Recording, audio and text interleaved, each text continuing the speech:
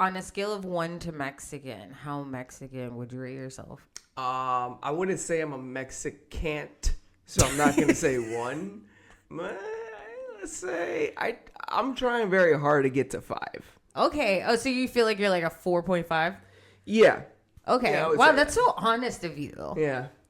I really appreciate that. Yeah, I'm pretty. I think it's a good category to be in. I mean, what about you? 1 to 10. Okay. How Puerto Rican are you?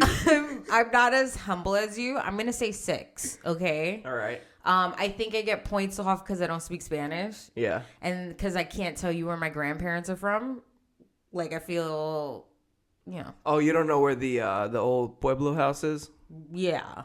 But because I summered there as a child, I feel like that gets me to a 6. You know what I'm saying? That's come on. And I didn't summer there in like a resort, okay? It was with my grandparents in the campo on top of a hill where the water used to sometimes be shut off, okay? It was not in downtown San Juan where it was vibrant and my grandparents were only like 40. No, it was nothing like that. My grandparents were well into their old age. Okay. Well, so I guess I get a 6 for toughening it out. I guess it depends on how badly people are expecting you to show what number you're at. Yeah, it's a lot. Yeah, it's a lot of pressure. Okay. Yeah. What's up, everybody? What's up, Duckies? It's your favorite 15-minute podcast of Bubble Bath Stories. I'm Nicky Trendz. I'm Manny Oso. Okay, and so this week, in honor of Hispanic Heritage Month, we decided to make an episode asking ourselves, are we Latin enough? And really, this came from, I don't know if you heard, but all this controversy around, oh my God, what's her name? Jenna Ortega. Yeah. Yes. Okay, so if you guys, we'll have this in our show notes. An interviewer tells her that she's Latin enough and that she is opening doors and that she should be proud of herself. And it was a really touching moment that went viral. And of course, created 15 million different think pieces about what is Latin enough. We created a pretty good conversation around it too. Yep. What was the reason that she told her that though? I think there's been controversy about to be honest, I guess that she doesn't play Spanish roles, or that if she does play Spanish roles, it's almost whitewashed, and she doesn't really speak the language, and it's almost like the movies are using it as diversity, but it's all just very stupid if we're being honest. Yeah, because it's not like she's in charge of things like that too. And to be honest, in Beetlejuice, she did she was Winona Ryder's child, but she also had a Mexican dad. Mm-hmm. So. Oh yeah, that's right. There's something there. Boom. And I think she also played a Hispanic. I don't remember, but it's stupid. It's a stupid thing, and it's created quite the uproar in the comment. Okay, so what did this bring up as far as conversation? Well, so then on Twitter, because you guys know I love Twitter. Okay, created all this conversation about the difference between, for example, being Puerto Rican and being of Puerto Rican heritage. Mm-hmm. Which I've never really... I don't like that word. Okay. I always... I guess because Puerto Rico's a part of America, you're Puerto Rican. I'm Puerto Rican. I've never, ever heard the reference to Puerto Rican heritage before. So, obviously, that created a lot of conversation about what if culture can be passed down to generation. Yeah, okay. And so, of course, I was like, of course it can. But then I reflected on myself, and I was like, I think it's about whether you receive it or not. How much of that conversation do you think is classism? Because we talked a lot about this before we recorded, and a lot of it came to mind of classism too.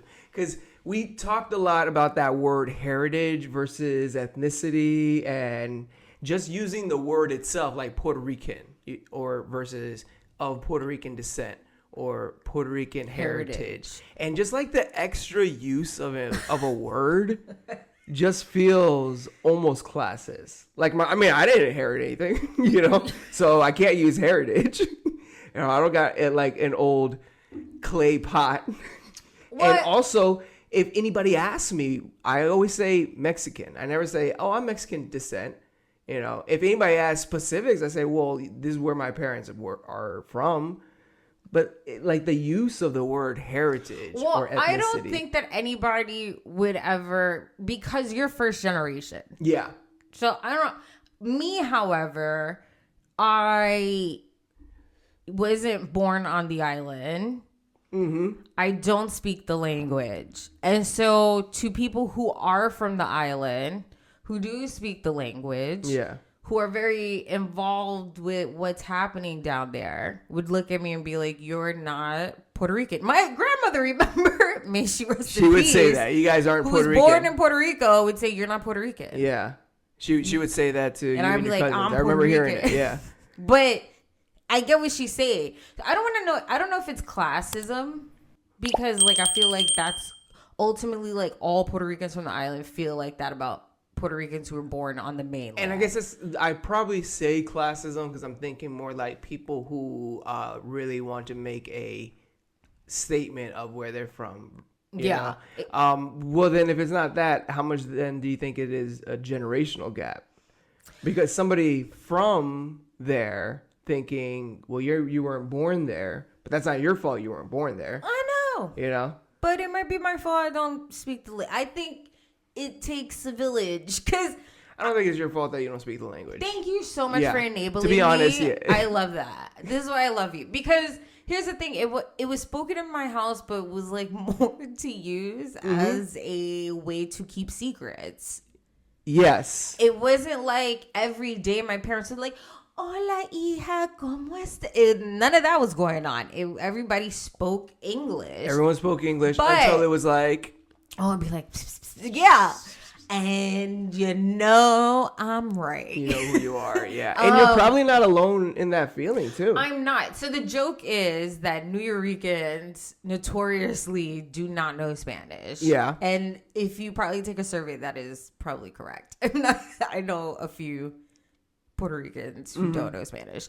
But the dirty looks I used to get because I didn't know Spanish was, offensive at some point. Yeah. To be honest with you. Because, they see the last name and they assume, people would just come up to me and talk Spanish. And I would be like, I don't understand. I don't know. Yeah. And then they would shame me in Spanish. Which is like so fucked when you know you're being shamed in a language. It's like that scene on Selena. Yeah. Ella no sabe lo que estamos diciendo. Basically, I would be like, I don't know, entiendo. I'm from Queens, bitch.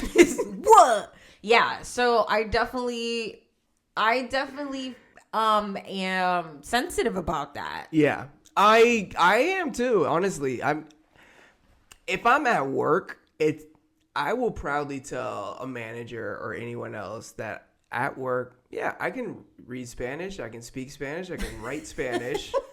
Yeah, and I can also correct something's misspelled. Yeah, I know that much as far as at work. But man, when it comes to social situations, when the Spanish comes out, it's like, hold on. What was that? It's different, you seem so shy to speak Spanish. I really am. And I don't know what it is. I get psyched out. It's something I'm still, like I said, I told you at the beginning of the episode, I feel like 4.5 and I try to get to 5. But I don't, like, as kids, you say, oh, thank you for enabling me. But the truth is, like, I honestly don't blame folks like ourselves because we were going to school, right? Right. And then you would come home. So 75% of your day is speaking English. That is true. And you come home, you're not really having conversations with your parents. So if you are, like, not to put a damper on it, but teenagers' parents, the only Spanish you're talking is negative, until the weekend. So it's like you kind of don't speak Spanish unless you have to. You know, can I tell them the story about how you catfished me? Go ahead. When me and Manny first started dating, I was very nervous about the language barrier. So I asked him, I was like, do your parents know English? Like, how good is their English? I have terrible Spanish. I need to know how I'm going to work this. He goes, no, they speak English. Yeah, my parents are good at English. We barely like speak Spanish to each other. And it dawned on me, remember? Oh my God. It literally dawned on me. We had this conversation like a few months ago. It dawned on me that in all the time that we have been together, I have never heard an English conversation from you and your parents. It's always been in Spanish, whether it be phone calls, whether it be in person. It's always been in Spanish. And meanwhile, I'm over here just smiling. I'm catching some of it, but it's a lot of this. Like, if everybody's, okay, huh? That's me the whole time. This guy. I would say that is the part where I'm like, I feel bad on myself. Because I have taken Spanish in middle school. Yeah. In high school. In college. I've attempted Duolingo several times. Yeah. And for some reason, it just doesn't compute. Conversational Spanish is just different, you know, when you're conversational in any language. I think that's the goal to have, to be able to speak it, to get through a customer service call is one thing, you know? When have you felt like, oh man, I wish I like you embraced the culture? Because there were times where I went away to school and there were people there who spoke like 4 languages, and one of them being, you know, Spanish. And it would be in those moments where I would kind of feel ashamed. Anytime I got to dance. It reminds me that as a kid, I didn't embrace that part of the culture enough. My parents, actually, I will not blame my parents on that. Yeah. My mom and my dad told us, and I just didn't listen. My brothers listened, I didn't. And so I'm the one in the family without rhythm. And like fast forward as an adult, and I can't dance. It's that I admit that. People know that about me. But you could do the rock away. Oh, yeah, you know. Lean back. I'll entertain you, but I can't dance. It's tough. It's a tough life. But as a Spanish person, you're looked at as like, you can't dance. I mean, what's wrong with you? Me. He's doing me. Yeah. No, I mean, honestly, anybody. It's an expectation. And he's imitating me, you bastard. Yeah. But you know, like younger me would be like, would compensate for that by being like, oh, we should get the VIP, bro. That way we got a place to sit. I feel like that because I don't really listen to reggaeton.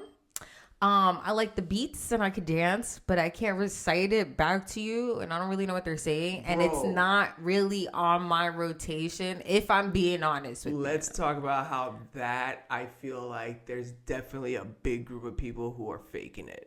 They do not know. I am one of them. They're listening. They're Spanish people too. I'm telling you, you know who you are. They're listening. They're going with the beat, but they really don't realize what's being said until they stop it for a second. Because sometimes I'm like, what did he just say?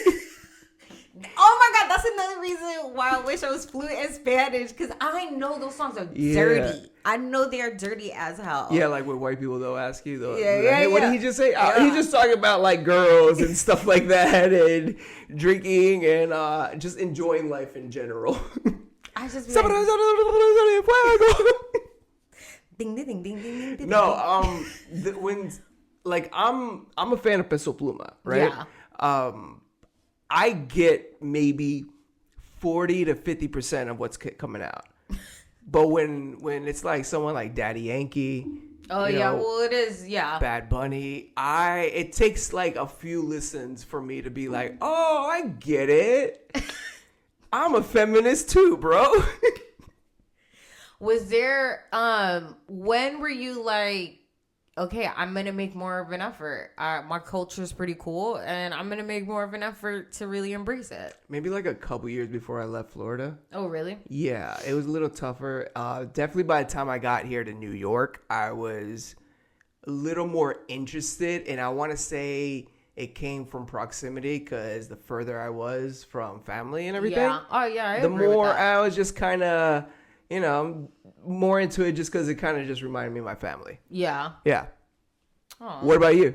I would say when you kind of start realizing people are passing away, not to bring the vibe down. I get that. Definitely get that. But when you really start to understand, like, people are passing away, and like with that goes stories and like history and like little tidbits and things like that, you start to think maybe I should make more of an effort to know about the culture through my family. Yes. Maybe that would connect me more with it.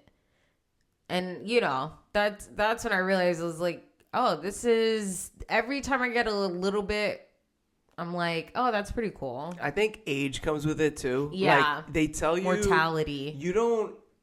You hear about it when you're younger, how people talk about, oh, you're in your 30s, when your 30s hit, but you don't really realize it till it happens. Yeah. But to be honest, like, since I've been in my 30s, I've been way more interested in my heritage as far as where my family comes from. Way more interested in my parents' story of how they actually came. Because I'd be asking you all the time. Like I've become way more interested. I mean, I've told my family, like, I would love to just take an individual trip with each one of y'all, Yeah. Like, it does come with age. Definitely your mortality comes into question. You're like, well, let me find this out before that happens. Well, what do I say all the time?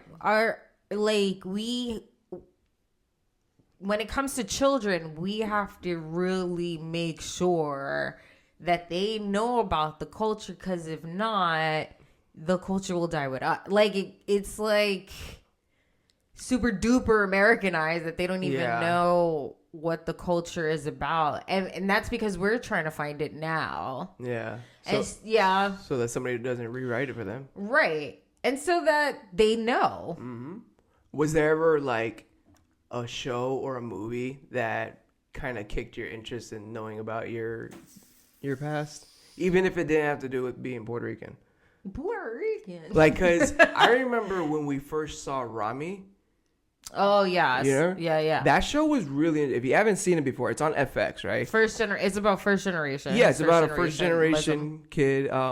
What's his full name? The comedian. He's a comedian, right? Yeah. So yeah, if you look him up, it's a good Hulu show. Yeah. But anyways, there's this part on that show where he's like breaking down to his grandfather about like feeling like he doesn't fit in. Yeah. And then they do this this flashback where his grandfather was telling his dad before he left for America. He was like, I think this is a mistake. I think you should stay here. Your kids are going to grow up and they're going to feel like they don't fit in. Like, he called it. Oh, yeah. Wow. And he was saying it because he was like, you're going over there to do what you need to do. Yes. But like, once your kids grow up, they're the ones who are going to feel the pressure of needing to keep that, that going. Yeah, that disconnection. And it happened. Like, that's what happened in the episode. He felt disconnected. He felt like he didn't fit in anywhere. Right. And so that show and that part of that message there really like got to me, because I was like, oh wow, like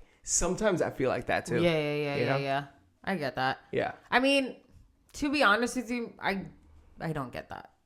We talk about privilege within our community a lot, and I really, until you and I started dating, I never really thought about that.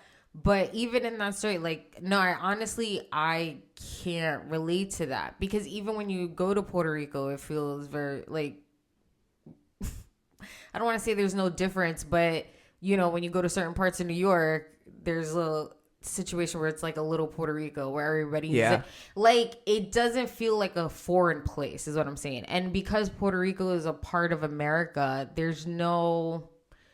sometimes it feels like it's you guys hard to differentiate unless something bad happens and then you see how the island and people there are treated. And so, like, when it comes to things like that, that's, I guess, a part of that privilege of, like, I feel like I fit in everywhere. That's good. And I mean, yeah. Is it? Yeah. I mean, understanding that and, like, obviously not being a part of the problem, you know what I'm saying? But, like, you would never think about that unless I've seen what you've gone through and we've shared stories. Yeah. And that's, you know, where you're like, oh shit, no, I can't even imagine what that must feel like. Yeah. So definitely, yeah. Ooh, we just got deep for a second. Ooh. I love that. That's nuts. That's pretty nuts. That's pretty nuts. Yeah. What about your friends' situation? Yeah. What do you feel like if you hung out with more people who were like you would have, like, the culture, you would have embraced it, like, way sooner? Or do you feel like you had to assimilate to where you were, and so you tried to fit in with the white kids, the popular kids? I don't know. That's a tough question, because if I had to be honest, most of the people that I hung out with, while if you took a picture, you probably would have been like, oh yeah, it's a bunch of white kids, but they weren't, though. Okay. They were Cuban. They were Puerto Rican, you know. They were Ecuadorian. Yeah. They were all these Spanish that were first generation like me. Yeah. They just kind of embraced their culture a little bit more. Yeah. But they weren't white, you know? That's cool. I had not really many white friends, to be honest. A lot of us were just in school and around Americanized culture. Yeah. And I guess I just took to it more because, I don't know, I probably had thoughts. and I needed to fit in. I will say, though, if you look at that picture, I was always, like, the brownest. Yeah, you had good melanin. So I kind of stood out, you know? Yeah. Yeah, that melanin isn't a good quality until you are till you realize the power of it. Until you're older. Until then, you're just like, I want to be like everybody else. Just like, hey, the Mexican with the bowl cut. Oh, no. I think we have a picture that we should totally post. It's fine. I love that. We should post that. But, like, my friends, I have a lot of friends who are definitely super embracive of their culture. And I got a lot of friends who would probably consider themselves more white than Spanish. Right. You know, for whatever reason. But you're never like, bro, stop being like that. I guess, like, I never purposely went to try to make friends with people who were Mexican, because there wasn't really a lot.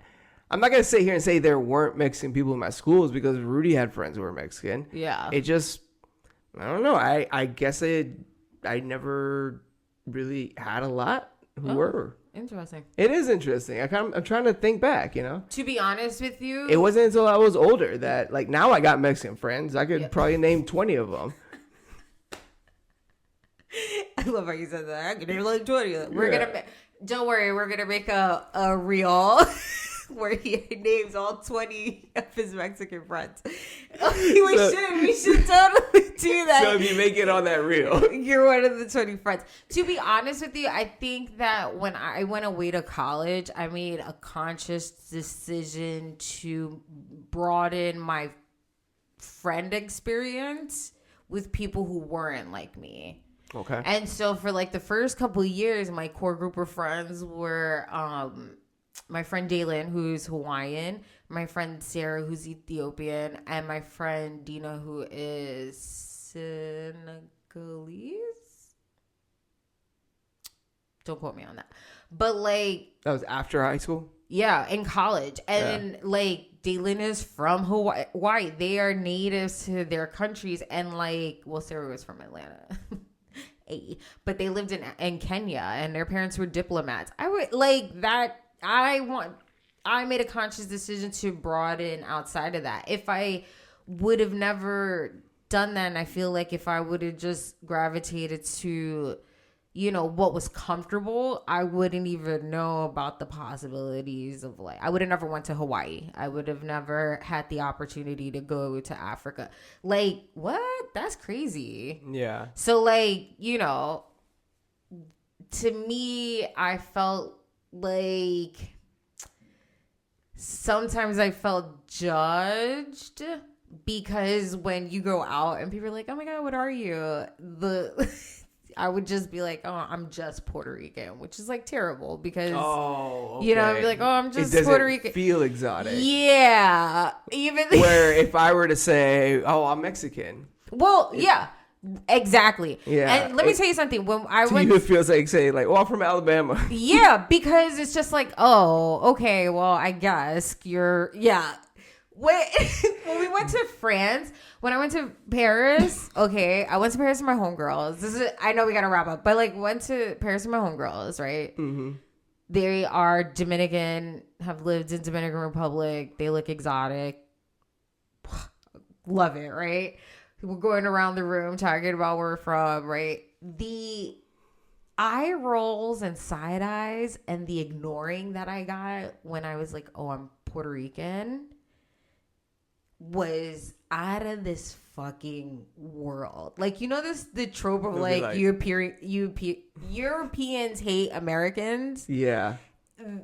I wasn't like, oh, I'm American. I just said I'm Puerto Rican, but they got it together, and I was like,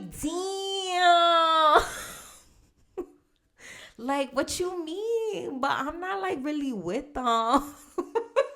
So traveling now, somebody international asks you, oh, and where are you from? What's your answer? I'm gonna say New York. New York? You know, it's funny because I'll be honest, I'm such a goofball. If somebody asked me that, I would literally say, oh yeah, I'm from Tampa Bay. I would be telling somebody in like Yugoslavia in the middle of Europe or something, yeah, I'm from Tampa Bay. You heard of them? The Bucks? Which they probably have heard of. Maybe because when we went to Mexico, the amount of workers at the resort. Yes. Not Americans. Bro. Who knew the Bucks. Yeah. Were nuts. Like, because that resort got people from all over all the time. Yeah. And all y'all were saying New York, New York, New York. And once I showed them the Bucks flag, people were like, oh, Tampa Bay. I was like, people really know about Tampa Bay everywhere. Shooketh. I think more people outside of America actually like Tampa Bay. Versus people inside of America. So when the Duckies travel international, I'm coming to your town. Anyway, I'm sure we could talk about this forever. Definitely. But what do you guys think? Are we Latin enough? Are we Latin enough for you? Are we Latin enough? And you can let us know on the comment section in Facebook, YouTube, TikTok, and Instagram. If you want to find me, you can find me at Got No Time For This on Instagram. And you can find me at Nicky Trendz on Instagram as well. And if you're looking to purchase some cool merch, you can hit us up at bubblebathstories.co, our official website for official merchandise and mas. And if you want to give us a compliment and complaint or tell us a time where you felt judged about your Latinness or your Hispanicness, or Spanishness. Okay. You can hit us up on our hotline at 347-878-1144. Until next time, mi gentes. Oh, wait, no. How do you say duck? I was going to say it. How do you say duckies in Spanish? Patitos. Patitos. Adios, patitos. Mi gente.